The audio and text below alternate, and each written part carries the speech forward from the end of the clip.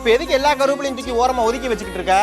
நம்ம ஒதுக்கி வைக்கிற கருவேப்பிலையில தான் நம்ம உடம்புக்கு தேவையான தியாமின், ரிபோஃப்ளாமின், விட்டமின் ஏ, சி சத்துக்கள்லாம் இருக்கு. ஆரம்பிச்சிட்டீங்களா? கருவேப்பிலை போறது சுவைக்காகவும் வாசனைக்காகவும் தான். ஏமா கருவேப்பிலையை சாப்பிடாம இருக்கிறதுக்கு இப்படிலாம் சொல்லிக்கிட்டு இருக்க? கருவேப்பிலை நம்ம உடம்புல உள்ள கெட்ட கொழுப்பு, அதாவது எல்டியோட அளவை கம்மி பண்ணிட்டு நல்ல கொழுப்பு ஹச்டிஎல் அளவை அதிகப்படுத்தும். ஒழுங்கா கருவேப்பிலையெல்லாம் சாப்பிடு. எது நல்ல கொழுப்பு அதிகப்படுத்துமா? என்னங்க சொல்லிட்டு இருக்கீங்க? உண்மையதாம்மா சொல்கிறேன். அதே போல் கருவேப்பிலை நம்ம கண்ணுக்கு ரொம்ப ரொம்ப நல்லது. கருவேப்பிலையில் இருக்கிற விட்டமின் ஏ, கரோட்டினாய்ட்ஸ் நம்ம கண்ணோட கார்னியா பாதிப்பை கம்மி பண்ணும். நம்ம கண்ணை வந்து வறண்டு போக விடாமல் பார்த்துக்கும்.